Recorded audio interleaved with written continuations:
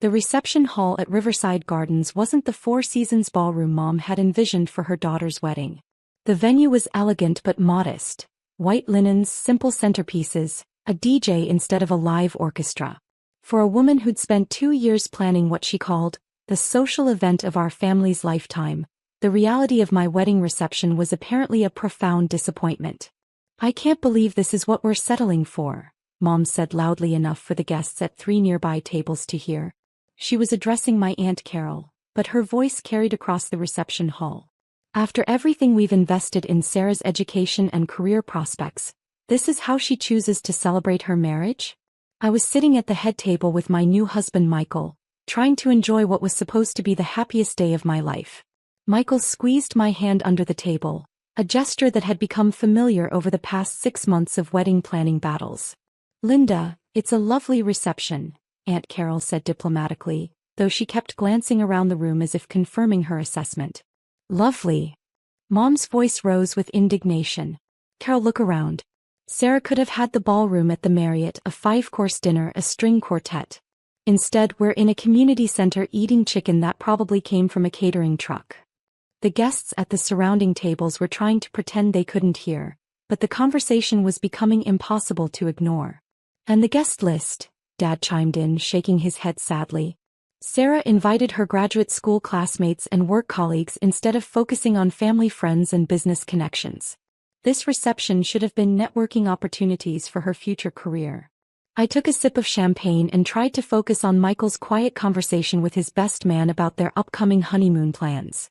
"We're embarrassed to be associated with this wedding," Mom announced to what felt like the entire reception hall. "Sarah has a PhD in international relations from Columbia University. She could have married someone from a prominent political family, someone who would advance her career prospects." Dad nodded gravely. "Instead, she marries a high school teacher and throws a budget reception in a community center. It's like she's deliberately sabotaging her potential." The words hit me like cold water. Michael's hand tightened around mine, and I could see the hurt in his eyes despite his attempt to maintain composure. "Mom," I said quietly, "this is my wedding day." "Exactly," she replied. "Your wedding day should reflect your accomplishments and social standing. This reflects someone who's settling for mediocrity."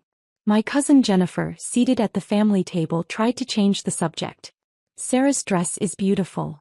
She looks radiant." "The dress is fine," Mom said dismissively, "but Sarah could have worn her grandmother's pearls, the ones that have been in our family for 4 generations. Instead, she's wearing simple earrings she probably bought online." I touched the pearl earrings Michael had given me for our first anniversary.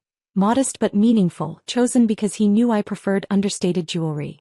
"And the venue," Dad continued, warming to the criticism. "Sarah works for the State Department. She should have connections who could have arranged something more prestigious. Instead, we're celebrating in the same hall where the community holds bake sales." Michael finally spoke up. "Mr. Anderson, Sarah chose this venue because it's where we had our first dance. It's meaningful to us." "Meaningful doesn't advance careers, Michael," Dad replied. "Sarah needs to think strategically about her public image." Mom nodded emphatically. "Exactly. Sarah's colleagues from the State Department are here tonight. What must they think about her judgment and priorities?" I looked around the reception hall at the faces I cared about most. Michael's family, my graduate school friends, colleagues from work who had become genuine friends. Everyone seemed to be having a wonderful time except for my parents, who were treating my wedding like a failed business networking event. "The cake," Mom continued, apparently not finished with her public critique. "Sarah chose a simple 3-layer cake from a local bakery instead of something from one of the city's premier wedding cake designers." "It's delicious," Aunt Carol said, taking another bite. "It's adequate," Mom corrected. "Sarah's wedding cake should have been extraordinary. This entire reception should have been extraordinary." My phone, tucked in the small purse beside my chair, buzzed quietly. I glanced at it, a text from someone listed only as NC duty officer. I ignored it. "Look at Jennifer's wedding last year," Dad said, gesturing toward my cousin. "Country club venue, 200 guests, live music, 5-course dinner. That's how you celebrate a marriage when you understand the importance of social positioning." "Jennifer's wedding was lovely," I said, "but this is our wedding. Michael and I wanted something intimate and personal." Personal doesn't build professional networks, Mom said. Sarah, you're 31 years old. You should understand by now that every social event is an opportunity to advance your career and establish your status. My phone buzzed again. This time I glanced more carefully. Urgent. Presidential briefing moved to 8 p.m. I frowned. That didn't make sense. I wasn't scheduled for any briefings this weekend and certainly not on my wedding day. And honestly, Mom continued, I don't understand why Sarah is working for the government anyway. With her credentials, she could be working for a consulting firm making 3 times her current salary. Government work is noble, Michael said defensively. Government work is a waste of talent, Dad replied.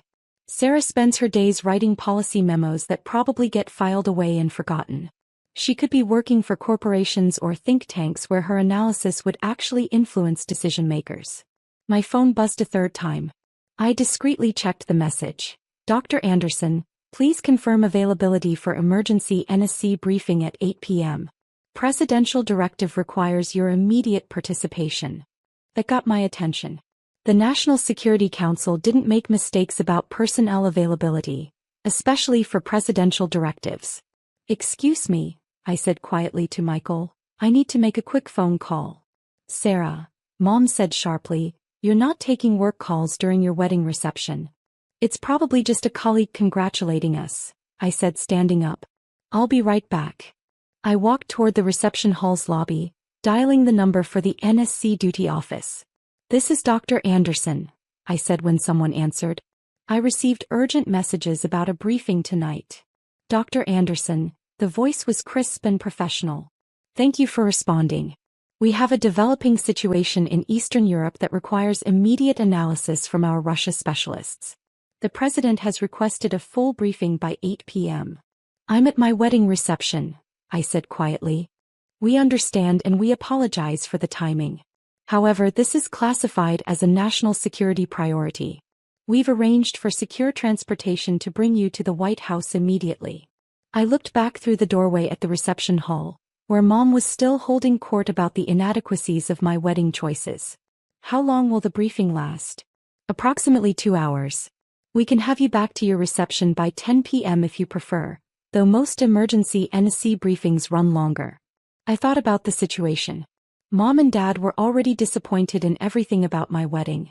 Leaving for a work emergency would probably confirm their worst assumptions about my career priorities. I'll be there, I said. Where should I meet the transportation? A motorcade will arrive at Riverside Gardens in 15 minutes. Look for Special Agent Martinez. She'll escort you to the secure vehicle. A motorcade? Standard protocol for emergency NSC briefings involving classified intelligence. Dr. Anderson, please pack any personal items you might need. This briefing could extend beyond the initial 2-hour estimate. I returned to the reception hall and approached Michael at the head table. Michael, I said quietly, I have to leave for about 2 hours. Work emergency. His face fell. Sarah, it's our wedding day. I know and I'm sorry. It's a national security situation. I'll be back as quickly as possible. Sarah, Mom said, having overheard our conversation, you are not leaving your wedding reception for work. It's an emergency briefing. I don't have a choice. Of course you have a choice, Dad said. You choose to prioritize a government job that clearly doesn't respect appropriate boundaries. Before I could respond, the reception hall doors opened and 3 people in dark suits entered. They moved with the unmistakable precision of federal security personnel, scanning the room professionally before approaching our table. Dr. Sarah Anderson? The lead agent was a woman in her 40s with an earpiece and the kind of alert posture that immediately identified her as Secret Service. Yes, I said, aware that every conversation in the reception hall had stopped. Special Agent Martinez, United States Secret Service. Dr. Anderson, the President is ready for your national security briefing. We have secure transportation standing by. The reception hall went completely silent. 50 wedding guests holding plates of cake and glasses of champagne, all staring at the Secret Service agents who had just walked into my reception. National security briefing? Mom's voice came out as a whisper. Dr. Anderson works as a Russia specialist for the National Security Council, Special Agent Martinez explained to the room in general. She provides intelligence analysis and policy recommendations on Eastern European affairs directly to the president and senior administration officials. Dad was staring at me like I'd grown a second head. Sarah works for the National Security Council? Senior intelligence analyst, Special Agent Martinez continued. Dr. Anderson's expertise on Russian political and military strategy makes her essential for briefings involving Eastern European security threats. But, Mom said weakly, Sarah said she works for the State Department. I work for the National Security Council, which coordinates with State Department personnel, I said. Most of my work is classified, so I usually just tell people I work in government foreign policy analysis. Michael was looking at me with amazement. Sarah, you never told me you briefed the president. I brief the National Security Advisor who briefs the president. Sometimes I participate in larger briefings when my expertise is specifically needed. Special Agent Martinez checked her watch. Dr. Anderson, we need to depart immediately. The president is waiting for your analysis of the developing situation in Ukraine. Ukraine? And Carol said. Sarah, you work on Ukraine policy? Among other things, I said, gathering my purse. I analyze Russian strategic decision-making and its implications for U.S. foreign policy. Dr. Anderson, Special Agent Martinez continued, addressing the room, is one of the government's leading experts on Russian political psychology and military doctrine. Her analysis influences major foreign policy decisions. The wedding guests were staring at me in complete silence. Michael, I said, I'll be back as soon as possible. Go, he said, standing to kiss me. This is incredible, Sarah. I'm proud of you. As I walked toward the reception hall exit with the Secret Service detail, I could hear Mom saying to Dad, she briefs the president. Our daughter briefs the President of the United States. The motorcade was exactly what you'd expect from a presidential security detail. 3 black SUVs with tinted windows, additional security vehicles, and enough firepower to handle any conceivable threat. As we drove through the city toward the White House, Special Agent Martinez briefed me on the situation. Russian military movements near the Ukrainian border have accelerated in the past 6 hours, she explained. The president needs your assessment of whether this represents an imminent invasion threat or strategic positioning for diplomatic leverage. Have we confirmed the specific units involved? I asked, switching into analysis mode. That's part of what you'll be briefing. CIA has satellite intelligence, NSA has communications intercepts, and Defense Intelligence has tactical assessments. Your job is to synthesize the intelligence and provide strategic context. The White House Situation Room was exactly as secure and high-tech as I'd expected, filled with screens displaying real-time intelligence from around the world.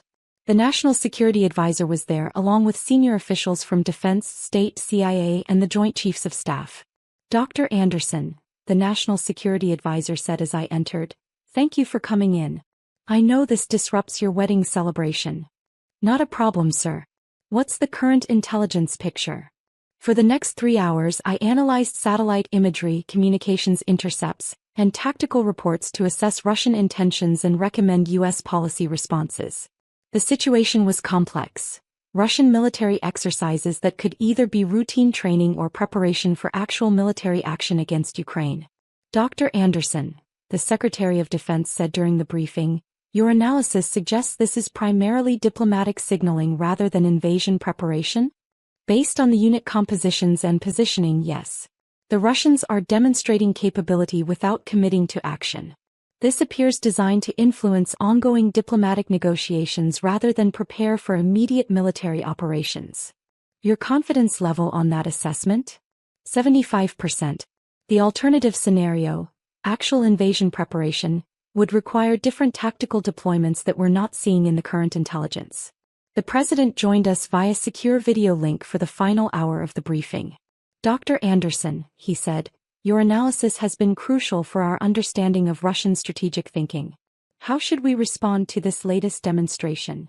Mr. President, I recommend measured diplomatic engagement that acknowledges Russian concerns while maintaining firm support for Ukrainian sovereignty. The goal is to de-escalate tensions without appearing to reward threatening behavior. And if your assessment is wrong? If this is actual invasion preparation? Then we'll see additional tactical indicators within the next 48 hours.